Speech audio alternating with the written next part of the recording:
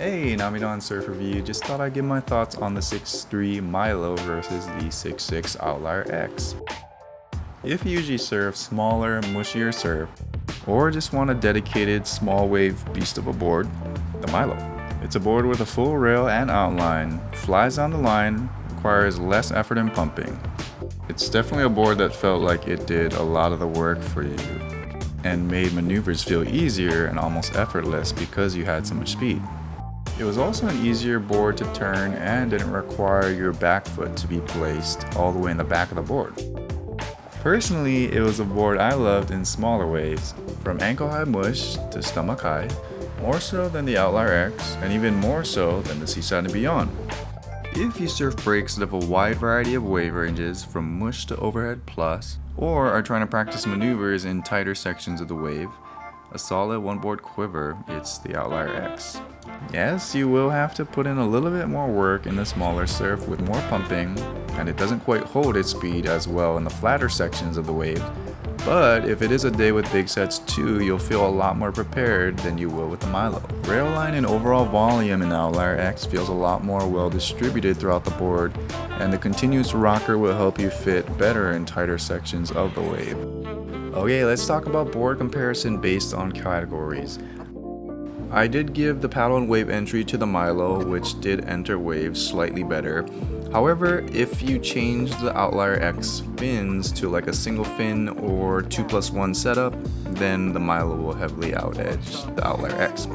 Speed and drive, I did give it to the Milo as well. This does become a double-edged sword though when the waves do pick up or get a little bit more shape to them. Control and reliability, I did give that to the Outlier X. It has a tapered and more evenly distributed rail and just bites into the water more nicely and drew a cleaner, more predictable line. Versatility factor on how a board feels based on how it rides, the Outlier X. This board can feel like it rides like 3 different boards based on fin options it has and can be fine-tuned for different conditions. From the 1 to 3 foot range, it would be the Milo, and anything above that, I would choose the Outlier X. Because the Milo felt like a little fishy Ferrari at baseline, when the surf did step up above the chest high range, it felt like a little bit too much rail in the wave face for what I like to ride. But I did think the Milo was the more fun board to ride, especially because conditions are often more shitty and small than clean and big. But for me, volume distribution was one of the determining factors. Where the Milo's rail felt better while in trim with the wave, the Outlier X had rails that engage in the water better for bottom and top turns, which is what I'm currently practicing right now. I think it's also easier just to have more of a one-board quiver and be able to change the fins on it rather than bring an extra board, which I know some people do. And the last reason why I chose the Outlier X is more of a timing reason, and it's because we're getting into our swell season, so I just rather have a board that can handle the slightly bigger surf. Anyways, I hope this video helped you decide whether or not you could choose the Milo or the Outlier X. I do have 2 individual reviews on the boards which you can find on my channel.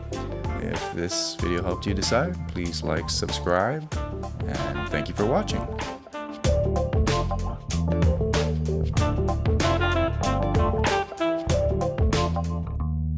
And